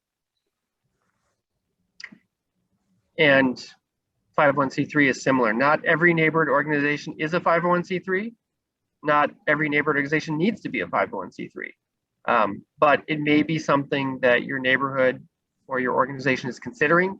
There are pros and cons to it, but we can make the introductions to the folks who can help you understand whether it's the right choice for your neighborhood and what the steps are that would need to be taken to achieve 501c3 status and to maintain that status, because that's part of the equation as well. So I'll go back to the table of contents. Those are the services that we have right now. We have at least 5 or 6 other ones that we're working on, but we didn't include today in this catalog because there's some questions around exactly how to provide them. One that we have that we don't put on here really as a code is the 10 to VIN trailer, which is a code enforcement support effort if you want to do a neighborhood cleanup, which I know came up a couple of times on this call. Several neighborhoods have reserved the trailer, River Park, I think, and NNN, maybe not NNN, but SOAR. And the trailer is just full of tools. It's something that can be deployed the day you do your cleanup: rakes, weed whackers, edgers, things like that, that can help support that effort with code enforcement to do a trash cleanup. So we're pretty excited about this, and we really hope that that neighborhoods can see this as a really an a la carte, like depends on where you are and what you're trying to do, but we want to be there to support you and to jump in. And we're also open to suggestions about what we're missing, like what neighborhoods need that we're not including right now in this catalog. This Patty, is excellent, Marty. This is excellent. Like, this is great. I like this, guys. Well Yeah, done. this is wonderful. Thank Hey, you. Marty, this is Charlotte Pfeiffer. Can you hear me? I can. Think about adding something on wellness. Okay. Do you have an idea, thoughts specific? Yeah, like wellness, like just some basic nutrition. Okay. You know, Food pantries. Not trying to tell someone what to eat or not to eat, but just some things on nutrition. A lot of people don't know that most people have allergies to milk, for instance, and dairy. You know, Black people, brown people, and Asian people in particular, but a lot of white people who are not from Eastern Europe have allergies to milk and dairy, and just some things about exercising, getting out and, you know, increasing fruits and vegetables, being concerned about eating, you know, packaged, you know, junk food, you know, just some basic wellness. The other thing I noticed was, and I haven't checked lately, but the last years ago, Indiana had one of the oldest populations in the United States, and St. Joe County had one of the oldest populations in Indiana. Now, I haven't checked that lately, but it probably hasn't changed. And so, you know, some things about seniors or elder or however, whatever word you want to use might go a long way. That, you know, so just think about wellness and nutrition, and don't forget about senior citizens. If I can ask a follow-up question on the wellness and nutrition, this is just an idea that I love cooking, and this is just an idea that I've been having. I would love to hear your honest feedback, and I know that since you're all brilliant and honest, that you let me know if the idea is terrible or not. But I've been starting to toy with the idea about like trying to create a community cookbook.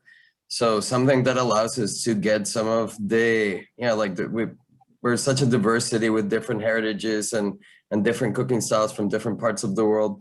And it might be, the part of what I would envision something like this would be is kind of collecting different recipes, and then maybe trying to your point, maybe trying to do like a healthy spin on them. So like with the original recipe, but then trying to tweak something to try to encourage people to eat some things that are delicious and nutritious. But I don't know what's the reaction that people might have to that idea. I've been wanting to share that with others, but.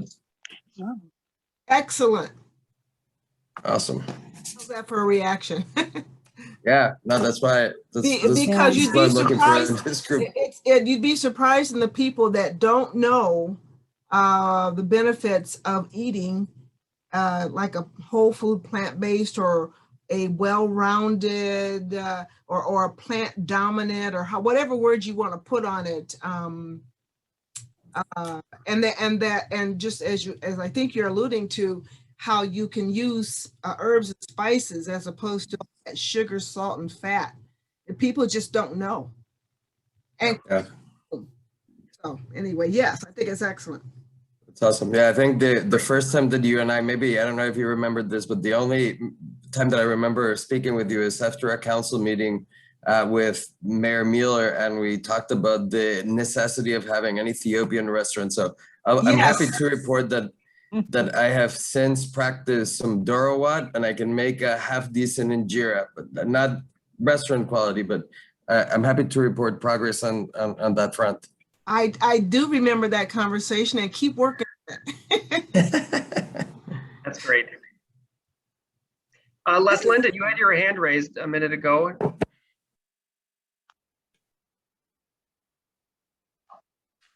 You're muted, Miss Wilson. I'm sorry. This is great. I'm really excited. Do you know when this booklet would be available to the public?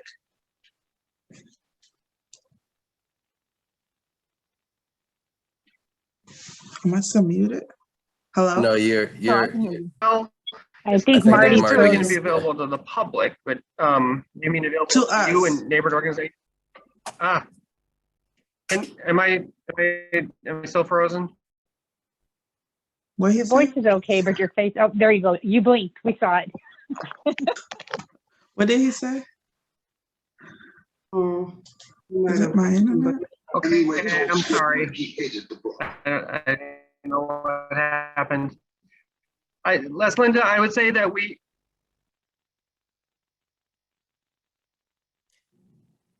I can try to, well, if you can hear me better, I think Marty's having some technical difficulties, so I'll try to I'm step sorry, in. folks. Am I still frozen? No, Yeah, I think that we're having a hard time hearing you, but if you want, I can try to take it from here, or take at least this question while just to get you some time. So Ms. Wilson, I think our intent is, part of the way that we envision this group working is precisely we want to make some of these things available to you all who are leaders in your neighborhoods, partly because we know that in some sense, when you work with your neighborhood and you're effective in engaging your neighborhood and getting an understanding of their priorities and the things that are needed, and in exchange, the city can facilitate resources, then the neighbors get what they want. We encourage strong leadership in the neighborhoods. In some sense, I think like the idea, Marty hopefully saves me from myself soon, but again, our intent is that these resources become available to you guys, and part of some of them will be available for the general public. I think that you see that there's a lot of them that are really geared towards capacity building and towards the neighborhood associations themselves. So those obviously are for you all and for other people that you think that that might, in some sense, we're talking about like even the ability of helping create new neighborhood associations. So I'd imagine the people that would benefit from that are not on this call, but if you know other folks that would benefit from those services, that you help connect them. So our goal would be to help organize more of the city resources in this kind of fashion to make it easier. But yeah, hopefully I answered your question. Hopefully Marty's back on. The other question I had was, I just recently learned that you can use MapQuest to figure out the bus system. If we could get more information on that, so that would be great, so we can pass it on to our community. Yeah, we'll look into that. By race.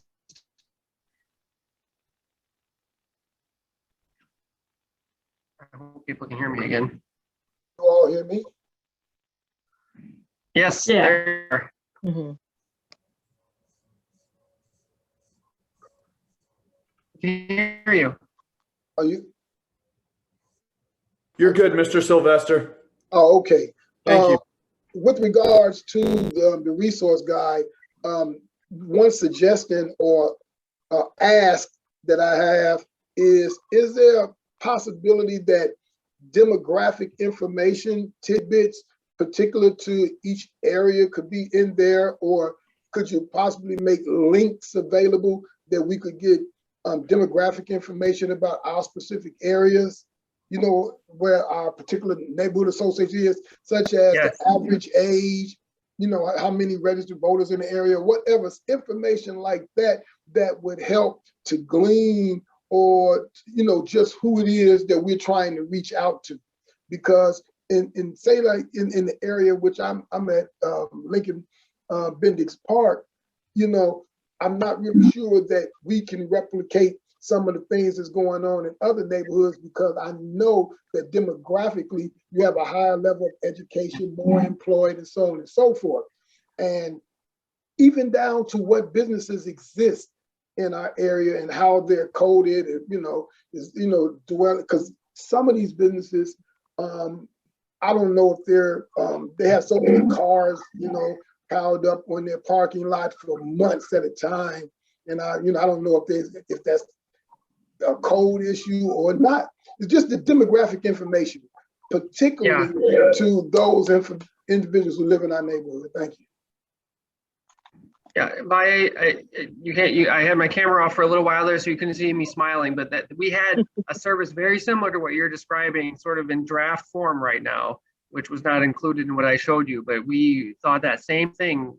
You know, I'm the ex-leader of a neighborhood organization myself, so I also frequently wanted to have that kind of information. So I know exactly, I mean, I think you've hit it right at the nail right on the head. And we would love to provide some mapping services, demographic data services to neighborhoods so they sort of better understand. It's great to hear. Yeah, we'll leave Brian Donahue, who's the director of civic innovation for the city, who's in this call. We'll make that his homework to figure out a way to get you a good service on that. Can you, Santi, can you see this? Oh, yeah. I'm gonna send it on the front. This is old. On the front, it's got the city of South Bend. It's got South Bend facts, population, all kinds of things. And then on the back, it's got it's got all kinds of information. I'll take it down to Marty in case you guys don't see this. It's got to be somewhere in somebody's office. I think that I recognize at least the logo. I think that I Do you have a copy recognize- of do the, you that's have from this? the 2005 comprehensive you see plan. that? Oh, okay. See? All this stuff. Anyway, it's somewhere in somebody's office because you used to have these, and I have it pinned on my thing, and all kind of facts about South Bend right here. You've already done it. Just update it. It pays to keep stuff. Yes, it does. See? Well, and we should be able to make that neighborhood specific too. Yeah. To help, you know, drill down. Hey everyone, I don't know if you can see me, hear me, all right? Yes. Yes. I'm Alex, I'm one of the AmeriCorps members, and just because we have 9 more minutes and we want to respect everybody's time, we want to bring up one more topic for you all, which is that we formed a document that are kind of guiding principles, which is sort of like what a lot of neighborhood associations have as bylaws, but we want that to be kind of an informal document. And we only formed it to help you guys hit the ground running faster, but we want you to take this document and turn it into whatever you want, amend it, make changes, make additions. And so we're hoping that 2 or 3 of you will volunteer to be on a working group to look over the document. It's about 9 pages long, and it has information like who will be the officers. Currently it says president, vice president, secretary, but you can make it however you want. What are their duties? How will they be elected? How long will their terms be? Who will make up the executive committee, and how subcommittees will be formed, meeting procedures, really important stuff like that. And I think that this is pretty timely, or pretty important to have the working group and bring feedback to the next meeting, which is in July. Because until you guys have elected your leadership, it'll be hard for you to kind of take charge and run the meetings yourselves. So I would like to kind of open the floor if anybody's willing to volunteer right now to be on a working group like this, or you can always message us personally, privately about it. I don't know if Alkina has anything to add about this document.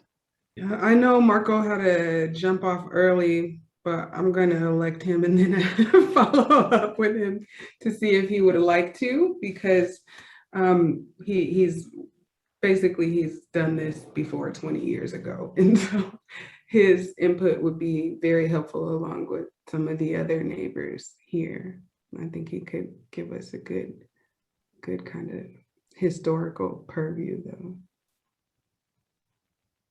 And I will say one more thing to clarify with the timeline for that. So I don't know if you all saw the dates of the next meetings. So the next meeting will be July 7th, and the meeting after that will be October, I believe, 6th. And so we're hoping that the working group will bring their notes to the July 7th meeting, and that the group can kind of vote like, yes, this is how we want to do it. We like this document. And so then we can get nominees for the officers, and then at the October meeting, officers will be elected and hopefully instated in that very meeting, ideally. Mr. Sylvester, you had your hand raised? I already spoke. That's when I was talking about the demographic information.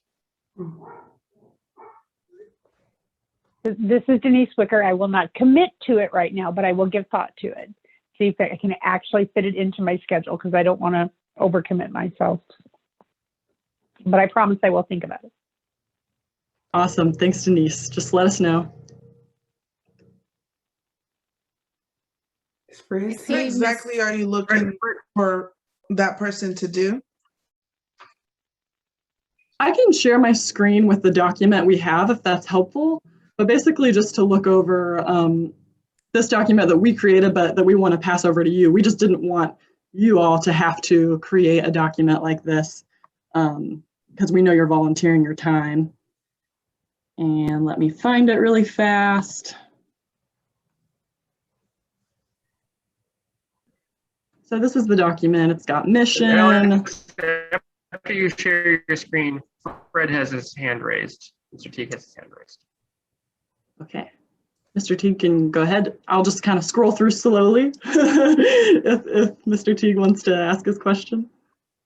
Yeah, I just had a quick question. I've noticed that, well, in one of the emails I received, there was a link for the neighborhood council contact list. It looks like it's through SharePoint, but I wasn't able to access that. I don't know if that's been anybody else's experience.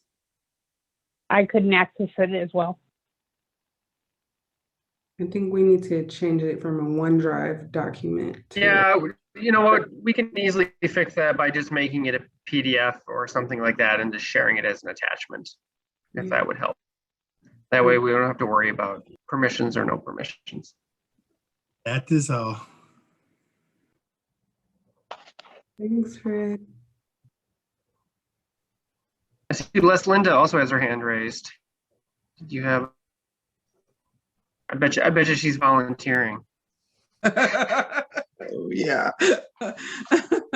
Oh, sorry. Sorry. I know Mark's done this before.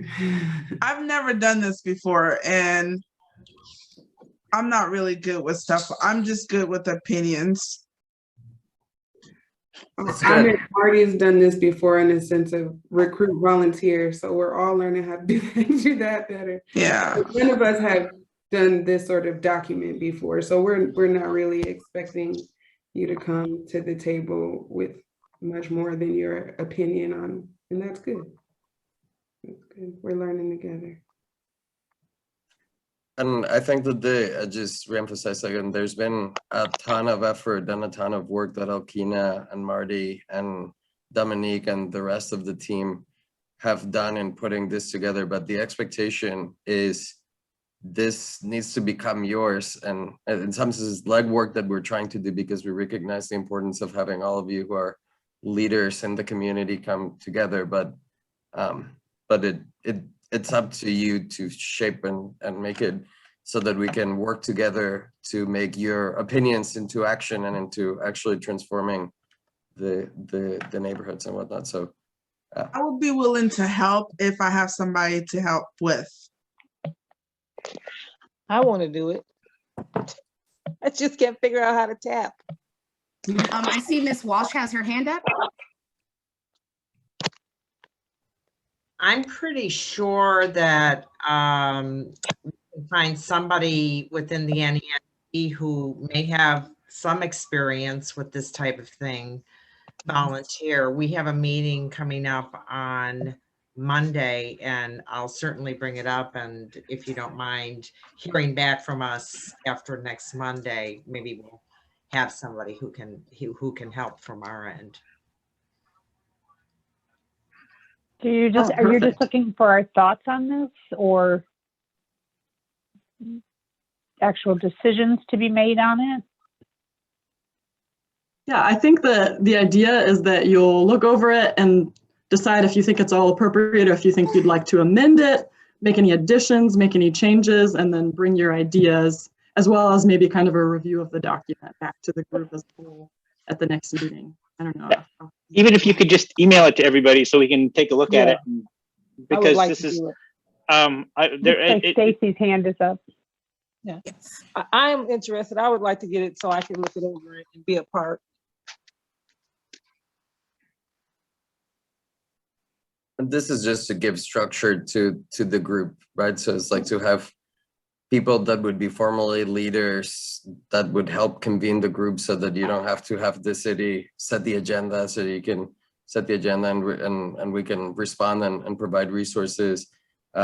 Make sure that, you know, like that there's some level of continuity within the group, but also give room to make changes. So that's kind of what you have in front of us. Our best attempt at a lot of effort going into what would be, but again, it can be as informal or as formal. It's yours to do as you want, but that's the intent behind it. Denise, I agree with Donnie. If you could email it out and we could look at it, so we, I guess, kind of know what the expectation will be for the group, even, let alone, you know, picking officers and things like that.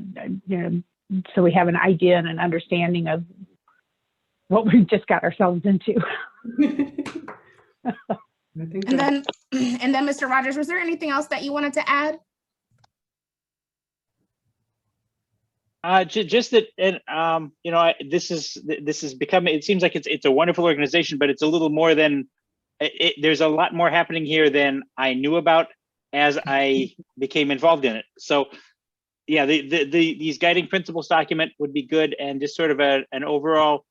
What's the overall mission statement or goal of the entire process? Does that make sense? Yeah, we can definitely get that to you. I'm afraid that there may have been some emails that I didn't receive, so I'm kind of coming in here trying to play catch up. No, and it is a little bit, again, it can be confusing. I understand why it'd be confusing. Sometimes I get confused myself around the exact structure that we're operating. But again, the main principle is we know that you're leaders and that you drive change within your neighborhoods. And there's other people too that we would want to be part of this. And we just wanted to get structure so that we can facilitate resources to you and your organizations to make you more effective.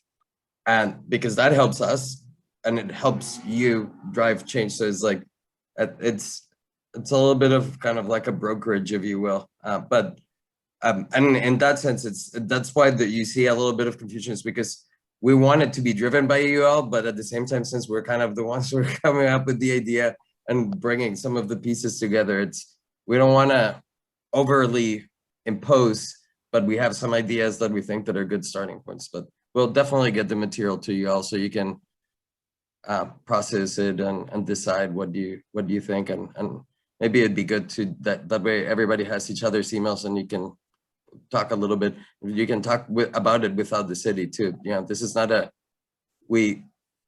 the extent that you need our resources, like, yeah, we're involved, but we also want a certain level of you guys being able to set the future of what this group is for yourselves. Thank you. Can I interject here? Absolutely. I agree with everything Santiago just said, but I do think that we do need some committed people to say, okay, they'll be responsible for reading the document, and that, you know, and being in the lead of that there. Otherwise, we'll have a whole bunch of conversation going on for a long time with a bunch of emails going back and forth. So I think that we should have a timeline about if there is some comment to be made about what's being read, so that those individuals who have volunteered their services to read it can, you know, and I trust you all that they will make a good decision in doing so. And then, you know, we can move forward with it. It's not as though these individuals will take the responsibility of having to appoint officers or anything like that, because I think that is something that as a whole, you know, we would have to agree upon. Correct me if I'm wrong. You're absolutely right. So this is the part of the agenda that's not that fun and is all about parliamentary procedure and the things that bore down your neighborhood association meetings as well when you just want to do good work. So this is the part like we have to do for legal reasons and to make sure that we can pay you and protect you or pay your organizations, I should say. So this is Denise. I know nothing about parliamentary procedure, but I will commit to reading it, reading over it, and trying to understand it. So I think if we could just, Alex, do a sort of recap of those. Maybe there were 3 that committed for sure, but we're following up with an email, hoping to maybe get a couple more volunteers as they can share that with their neighborhood organizations and see if there are other people also or their alternate might be available to spend time with it. But I think and the next meeting have time on the agenda to do some of that tonight, but you guys have such great conversation. And even with this, we're already moving forward with it in a better way. So go ahead. The next meeting is in July, right? That's the intent? It is. But it's also to be, the next meeting is in July. That seems far away, but those things that we talked about in the service catalog and those services, we're doing that right now. So I want that to be clear. So what if we send it out to people and then within the next 2 weeks, people can say whether they're in or not to Well, I'm in. provide revisions? You know, Stacy got ahead of everybody else and she's the first. She's the first, but Yes, but and not I'm the in last. too. Well, okay, awesome. Yeah, so then we'll we'll give a little bit of time for others that might want, and then maybe in 2 weeks, we'll just make sure that we'll tell you all of the people that have volunteer, and then you all can set the timeline for how, you know, obviously as Alkina pointed out, we want that by next meeting that you're a little bit more organized. So so hopefully within the next like month and a half, you will have like a little bit of a sense of what's going on. Does that sound good? Yeah. Sorry, I'm an engineer by training, so I can't leave a problem without being at least trying to solve it. So, but okay, well, it sounds like we have and hopefully my team's not too upset with me. Have I agreed to something that we shouldn't have? Alex, is this good? Are we good? Oh, this is perfect. Yeah, so far I've heard Leslinda and Stacy and Denise for sure are gonna look into it closely. And I believe Patty said that maybe somebody from the NENC, I'm not sure if that would be her or her alternate, but we'll definitely follow up with the document. Right. Marilyn Gashaw has stated an interest as well via text to me when I checked. That's coming from Lincoln Bendix Park. So. Okay. And we can send you as well then some of the things that we have more final in the service catalog, as Alkina mentioned, that if you want to start doing some of these things, we can. And again, we're making some, and there's more to come on this, but again, we're working on making changes to our neighborhoods group, which includes code enforcement, neighborhood development. So this is it's a big organization, and we're making changes to the department as a whole, again, like reorganizing how we're thinking about some of these things, but precisely, you know, like we're thinking about trash and how is it that we keep our neighborhoods cleaner, and things are a little bit different in terms of the conditions of, you know, like how the financial position of the city compared to 20 years ago. But there are things that we're working on. So in the time being, we just, again, we'll send you this stuff that you can take action on. We've heard from a number of people that there's an interest in coordinating neighborhood cleanups and other things. So if you have an interest in doing that, also send it to us and we can, the challenge is like coordinating. Actually, there's so many people that want to do the neighborhood cleanups that we make sure that we have the right resources and that we're organized well. But if you want to send that either to the EEE team or to Pam, then we can start working on structuring those as well. I just wanted to leave you with things that we can do between now and July 1st as well. I would just like to invite everyone to my 2 neighborhood cleanup one in Monroe Park, which is April the 17th. That's a Saturday from 8 to 1. And then also, and we're gonna meet in that neighborhood cleanup, we'll meet at the Unity Garden on the corner of South and Carroll. And then the next is May 1st at LaSalle Park. We'll meet at the Charles Black Center. And that starts also from 8 to 1. Thank you. And we'll meet in the parking lot of the Charles Black Center, and that's May 1st. Hope to see you all there.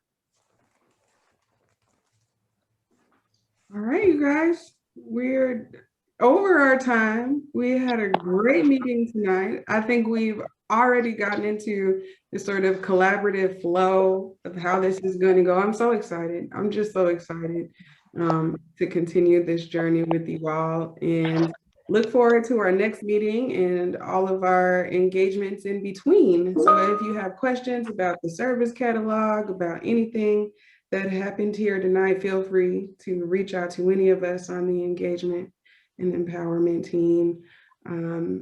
Any question at all. And thank you all so much for inviting us into your homes tonight. And so have a good evening, everybody. Thank you. You as well. It was nice to meet all of you. You too. Yes, thank you, everyone. Thank you, Kina, and your team. You're awesome. Did a great job. Yeah, I did want to ask one thing. Since you were recording this, is there somewhere for us to go back to listen to it? Alkina? Yes, ma'am. So after our meetings, our AmeriCorps members do a great job of packaging everything up. So all the follow-up documents that we mentioned, including the one that folks couldn't access today. So we'll get that downloaded into a PDF. And we also have a calendar that we want to shoot out to you. So we'll get the calendar, the recording, the actual contact list of everyone here, as well as a follow-up email on who's going to support the sort of guidelines in developing that structure, and the follow-ups within the next couple of weeks on that as you guys work within your organizations to see if you have the time or your alternate or someone in your organization wants to work on those guiding principles with us. Okay, thank you. It's just hard to listen and take notes sometimes. So I just No, want to make there's sure I a didn't miss lot of anything. follow-up things, but that's something we definitely are intentional about getting the recordings out when we have these virtual meetings. And once we transition into in-person meetings, we won't be taking your minutes, but we'll be making sure that we help support some notes and share those as well. Thank you very much. Mm-hmm.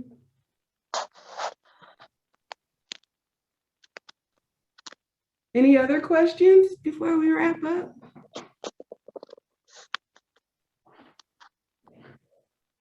No? Thank you. Can Have a we good s- evening, everyone. Can we send our email reminder with the link to this so that Yes. Yeah. Standing calendar meeting, we can do that. So Okay. you'll have a PDF, one of our AmeriCorps members made a real pretty calendar. And then Okay. we'll also shoot you one that will be on your calendars with the link, and hopefully. Okay, because it was on my calendar, but it wasn't with the link, and I had to search for the link, and I have a lot of emails. All of us, we're getting through that a little bit. So, yeah, we'll get better at that too. Thank you so much. You guys are doing a great job, and thanks for partnering with us. Have a great night. Absolutely. Thank you. Bye. Bye, everybody.